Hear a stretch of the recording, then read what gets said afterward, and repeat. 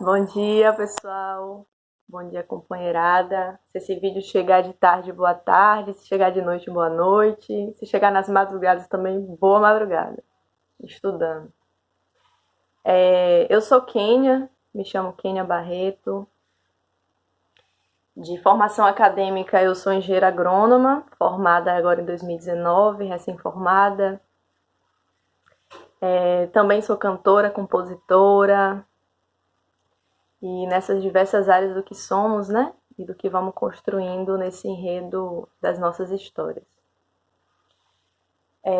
De Elcio Barbosa, da Articulação Nacional da Juventude Pesqueira, estadual, né, do estado da Bahia, me convidou para a gente poder construir essa experiência, dar continuidade às atividades da Escola das Águas, mesmo em tempo de pandemia, né, mesmo em tempos em que decretos de isolamento sociais se tornam necessários, né, para que a gente pense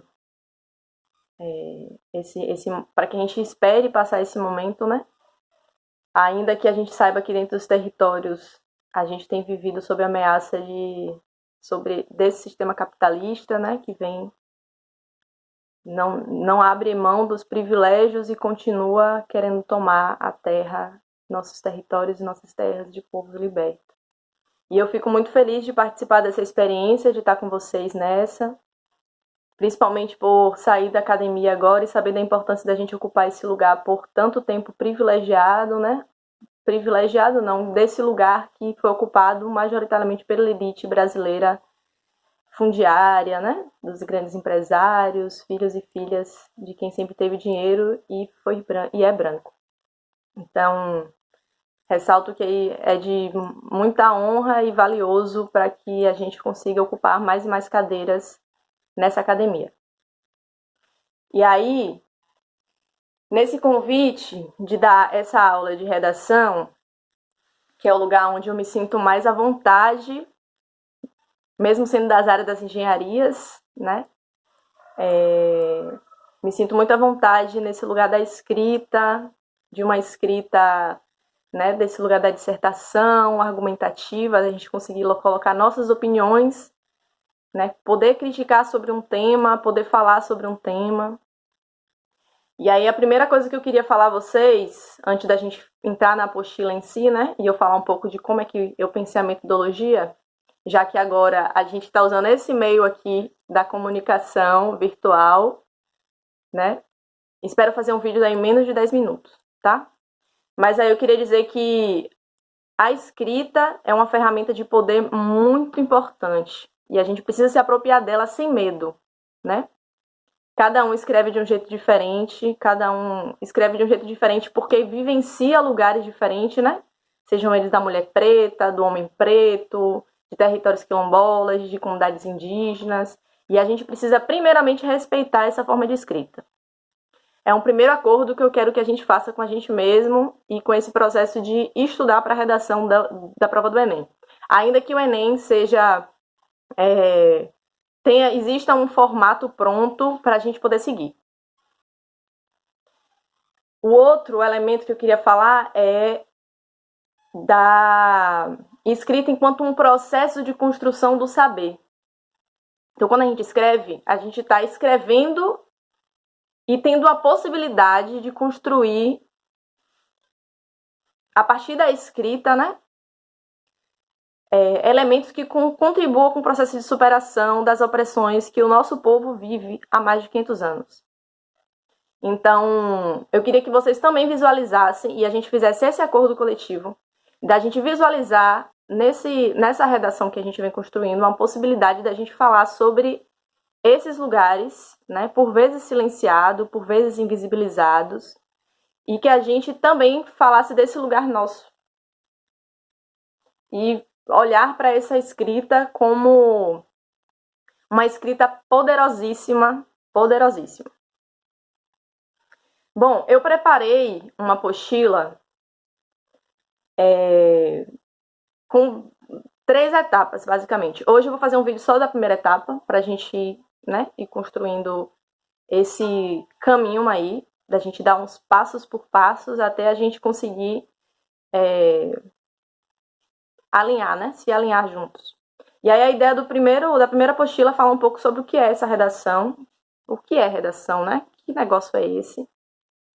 E a gente lê alguns textos que estão dentro do padrão do que o Enem, a prova do Enem pede, e outros que não, para a gente conseguir fazer esse link, né, dos temas e conseguir ir juntando ele no final, porque a gente vai perceber que tudo tem a ver, né? E a gente vai construindo essas narrativas. Na segunda etapa da apostila, a gente vai pensar um pouco o que é esse texto dissertativo argumentativo, né? Essa redação, a redação do Enem é um texto dissertativo argumentativo e a gente vai tentar entender o que é uma dissertação e o que é uma dissertação argumentativa, para a gente poder fixar melhor. E a terceira etapa da apostila a gente chama assim, observando e indo além. É a gente ler um pouco de alguns textos para além da perspectiva de redações, mas alguns textos que consigam nos trazer informação e a gente poder ir além, né, e conseguir conhecer outras coisas. Bom, falando isso, eu vou mandar a apostila para vocês em PDF e vocês vão acompanhando, certo? Então, essa primeira aula seria mais o que é uma redação. O que vem a ser uma redação? Primeiramente, a redação é um texto, né? E esse texto ele tem um padrão, um formato. E esse formato basicamente é constituído de uma introdução, desenvolvimento e a conclusão, certo?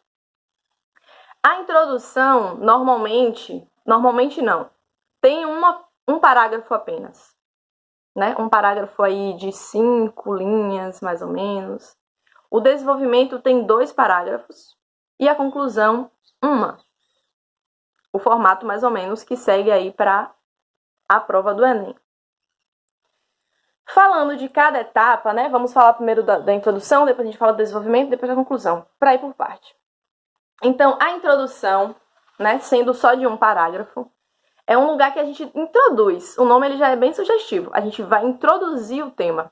Então, aqui a gente vai trabalhar com temas que a gente vai escolher, mas na redação vai ter um tema que vai ser, né, universal para todas as provas e a gente vai ter que decorrer sobre ele, né, falar sobre ele, escrever sobre ele.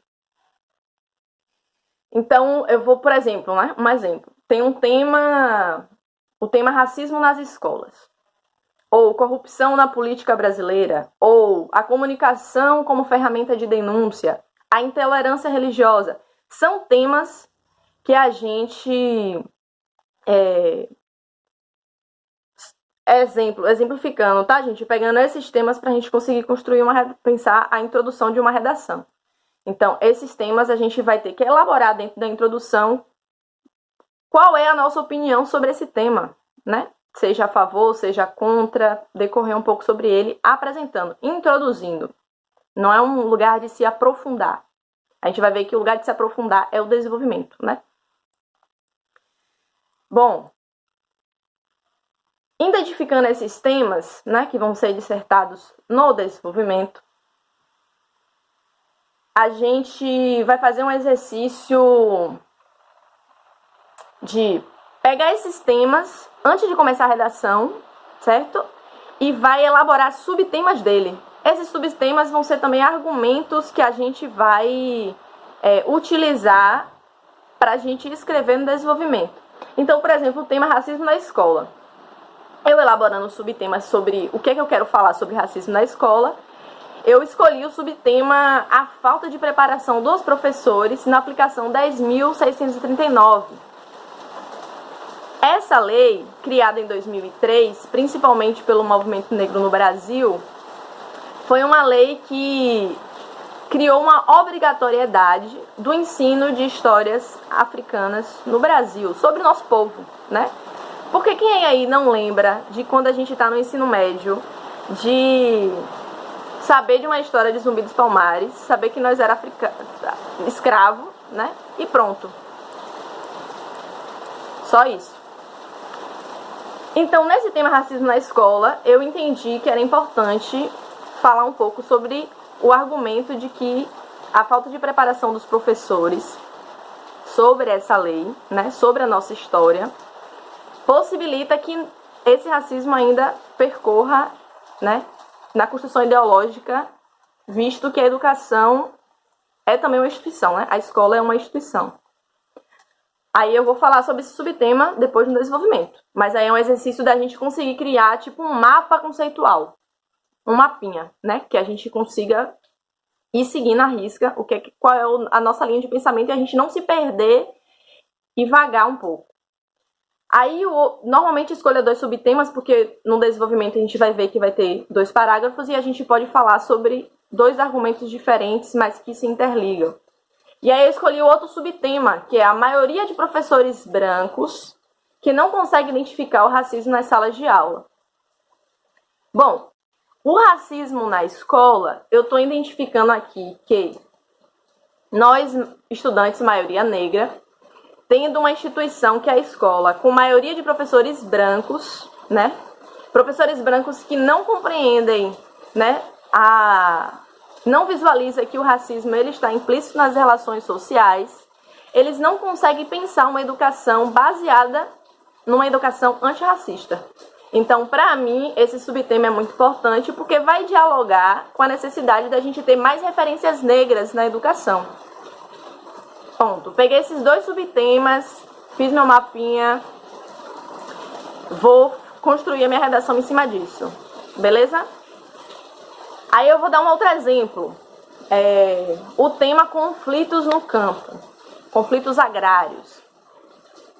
Beleza, peguei esse tema da redação, vou fazer um mapinha sobre o que é que eu quero falar sobre esse tema. Aí vou escrever 2 subtemas, né?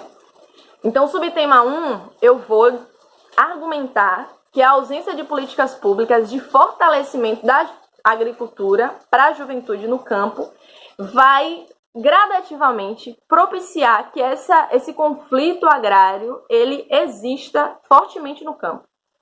Olha o que eu estou dizendo. Se não existem políticas públicas voltadas para a permanência da juventude no campo, né, nos territórios, nesse mundo que a ciência entende como rural, mas que a gente compreende que são territórios tradicionais, que têm identidade, né, que tem toda uma força, mas se não tem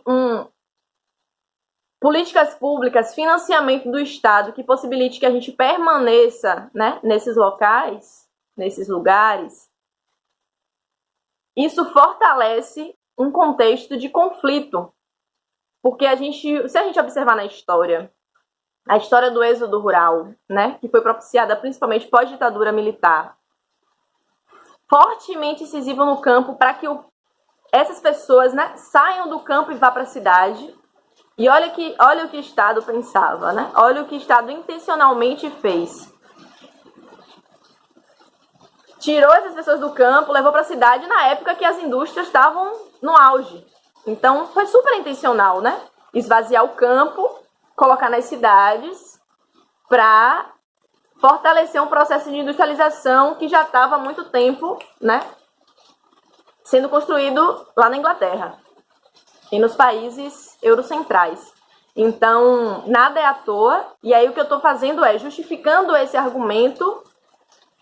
Estou usando esse argumento para justificar que os conflitos existem no campo também por causa disso. E aí eu usei outro argumento, né, que a gente está chamando de subtema também, que é a concentração de terra nas mãos de poucas famílias brasileiras fazem com que esse conflito agrário permaneça no campo. Né? Então, eu estou afirmando, eu estou argumentando que se hoje, se a gente voltar na história, em 1880, foi instituída a primeira lei de terras no Brasil, né? Instituído quando eu falo enquanto política. Em 1888, né, vai se instalar uma lei de libertação do povo negro pela rainha, a princesa Isabel. E aí a gente percebe, dentro dessa distribuição, que existe uma terra privada e um povo livre. Um povo livre sem terra não é um povo livre, não é um povo liberto. E aí eu estou justificando esse argumento que essa concentração de terras, que foi permitida a partir dessas leis, né, construídas aí pelo Brasil República, pelo Brasil Colônia, depois do Brasil República, faz com que exista gradativamente, impulsionalmente, esse conflito agrário, porque a gente está vendo um Estado à mercê de interesses de poucas famílias, né, que vai ter... Depois eu vou trazer alguns textos para a gente conseguir ler e fazer essas ligações, que eu acho que isso é muito importante para a gente ter uma ideia da dimensão também histórica do Brasil, de onde estamos, para a gente conseguir ter acesso a mais palavras, acesso a mais contextos, para a gente conseguir escrever sobre qualquer tema. Beleza. Fizemos esse exercício de mapear qual é o tema e quais são os subtemas, e aí faça um exercício em casa de pegar qualquer tema, né? Depois eu vou propor dentro dessa apostila também outros temas embaixo, e aí a gente pode ir construindo isso. Aí me envie também para a gente conseguir construir esse feedback, tá? Já que a gente está aí distante geograficamente. Fazendo esse exercício, a gente vai conseguir visualizar a dissertação, a gente vai conseguir visualizar a redação, né?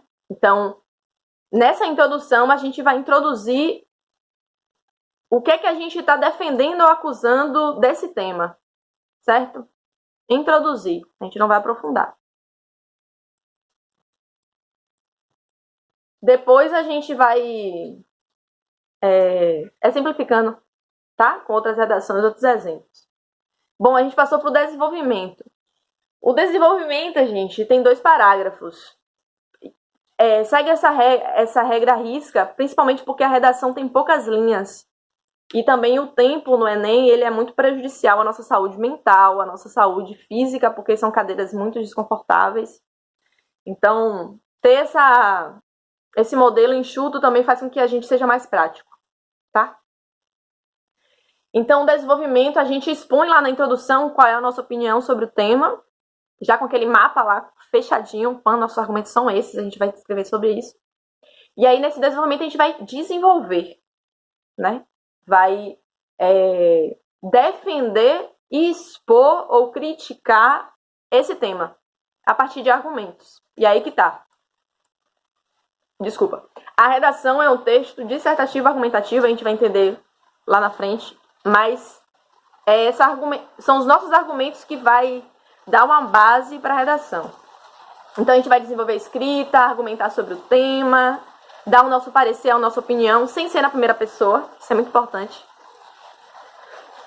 Pode ser usado na primeira pessoa, mas às vezes a redação é bom ser usada... não é de forma neutra, não, tá? Mas de uma forma mais coletiva.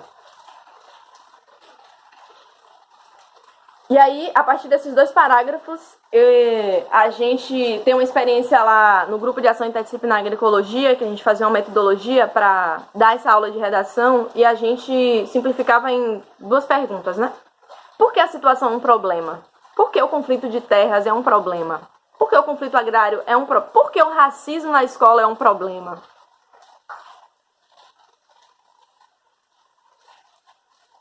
E aí a gente vai discorrer o porquê a gente entende esse problema, esse tema enquanto problema, né? Ou porque ele é uma alternativa também. Não nesse caso desses 2 temas que eu exemplifiquei, mas podem surgir outros temas que, por exemplo, a comunicação, não sei, enfim. Comunicação enquanto ferramenta de superação das opressões, né? Como é que a gente pode defender o tema, então? E aí, uma dica que eu dou é: siga sua intuição, seus conhecimentos. Enquanto esse sujeito político que vocês são, né? Sujeito político. E, principalmente, escreva a partir do contexto que vocês vivem também. A nível local, regional, né? Do que vocês conseguem visualizar. Porque isso ajuda muito na escrita. Às vezes, a gente pensar a partir de um lugar que a gente não está, a gente se distancia muito. E aí a outra pergunta é: o que impede dele ser resolvido? Quais são, né, os mecanismos que fazem com que esse problema não é resolvido? Ou quais são os mecanismos que possibilitam que a comunicação, esse tema que eu dei de exemplo, né, a comunicação enquanto superação das opressões, ele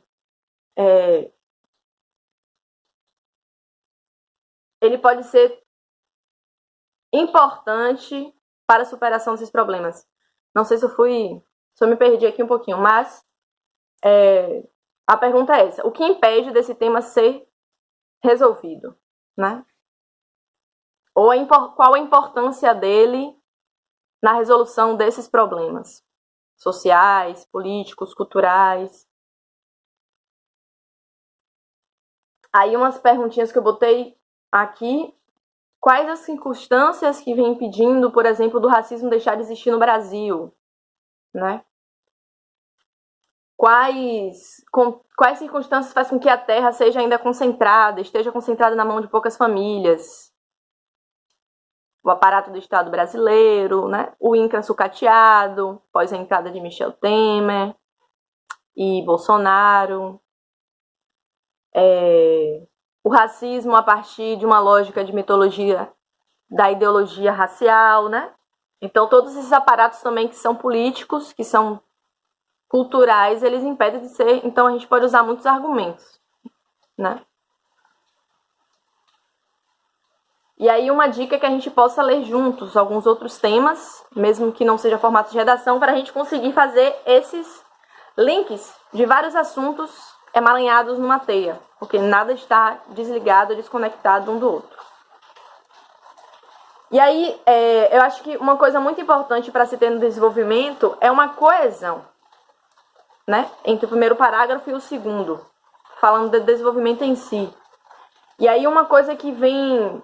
Essa coesão é uma ligação de harmonia que possibilita a gente terminar um parágrafo e começar o outro, sem parecer que a gente está cortando a facão uma coisa. E aí, alguns exemplos que eu trago na apostila, vocês vão ter aí em mãos, algumas palavras de transição, né? Que aí, por exemplo, uma delas. Além disso, enfim, portanto, entretanto, um exemplo. O racismo nas escolas tem existido fortemente, principalmente pela falta de políticas públicas que possibilite que essa lei, né, 10.639, ela seja de fato concreta na realidade desses professores, desses estudantes. Porém, percebemos que movimentos sociais como MPP, como a Teia dos Povos, como a Escola das Águas, são experiências que nos permitem fazer um diálogo mais próximo de superação do racismo. Então, esse porém, entretanto, né, cada um tem uma lógica ou de dar continuidade ao que a gente estava falando, ou contradizer, né? E aí, essas palavras de transição, elas são muito importantes para a gente usar, seja na introdução, no desenvolvimento ou na conclusão. Aí vocês dão uma olhada nessa tabelinha que eu coloquei e vamos tentar usar quando a gente estiver escrevendo. Mesmo que a gente, eu vou olhar ali na tabela e escrevo, sem neura. E aí, na medida que a gente for usando as palavras, na medida que a gente for lendo as palavras, a gente vai fixando. Porque o nosso cérebro, ele pensa muito a partir das imagens, né? Então, a escrita e a visualização da escrita permite que a gente consiga assimilar melhor os assuntos. Então, isso é muito importante.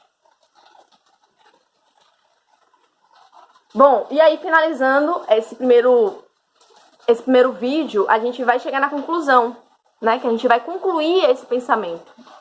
Beleza, o racismo existe, a concentração de terra existe, né? Tá aí desde 1500 anos atrás, 500 anos atrás, né? Desde 1500.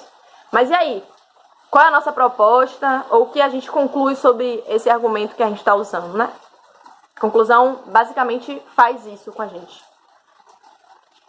Responder ou dar possibilidade da gente construir estratégias de superação ou de continuidade a partir do tema que foi dado. Então, nesse lugar que a gente vai escolher vai apontar os caminhos que a gente identifica, seja de superação, né, desse problema, para onde a gente está apontando. É importante a gente deixar isso escurecido na redação.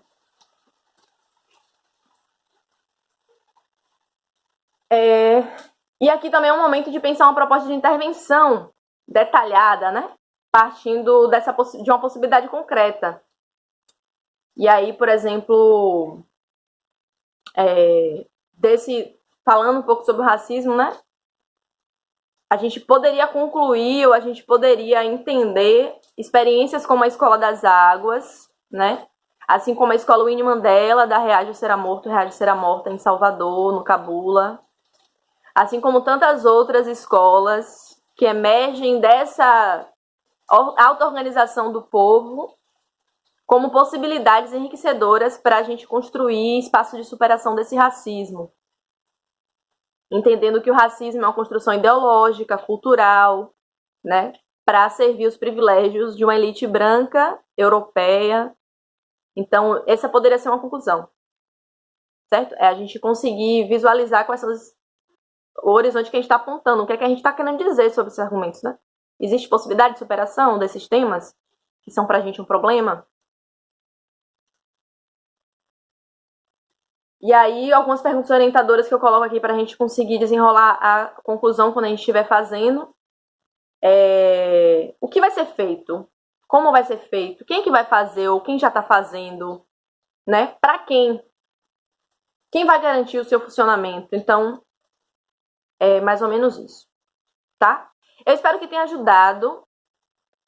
A gente ainda tem um exercíciozinho, vou deixar, né, no final desse vídeo para vocês mandarem para mim. Eu deixo meu contato aí na apostila para vocês mandarem pelo WhatsApp, por e-mail. Caprichem na letra, isso é muito importante. E aí, agora que a gente já entende mais ou menos o formato de uma redação, a gente vai tentar ler um pouco, tá? Ler um pouco alguns textos. Eu proponho a leitura de um texto aqui sobre uma ação direta inconstitucional, né, elaborada em 2004, nesse período do governo Michel Temer, né, da conciliação de classe entre o PT e a direita brasileira. E nessa tentativa frustrada, acontece o impeachment, né, e a gente fica aí sob a mercê dessa direita de Michel Temer e seguindo a risca da eleição de Bolsonaro. Então, várias coisas vêm acontecendo. Uma delas é essa ADI 3239, que seria muito massa vocês lerem esse texto, que fala sobre... que é um texto em primeira pessoa. O nome do texto ainda há quem nos meça em arroba.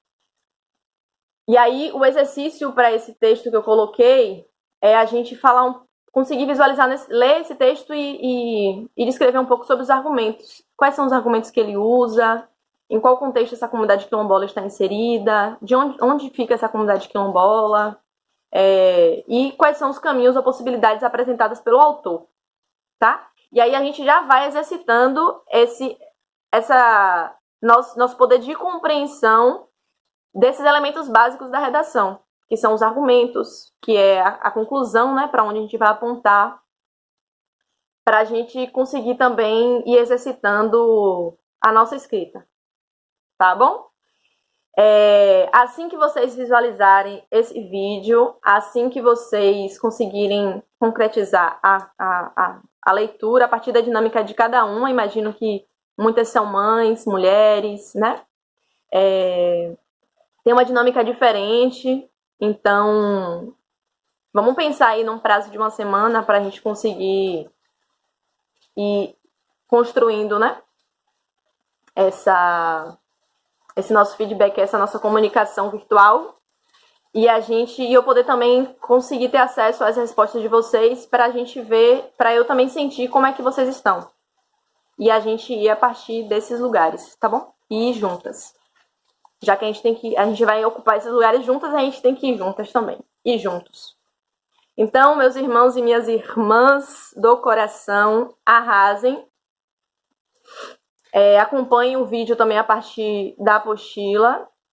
Dedique 1 hora ou 2 horas da semana para fazer isso, num horário mais tranquilo que você tem, num espaço mais tranquilo que você tenha da casa ou fora da casa também. E certos de que a gente está no caminho certo. Tá bom? Um beijo, um abraço no coração de vocês e até o próximo vídeo.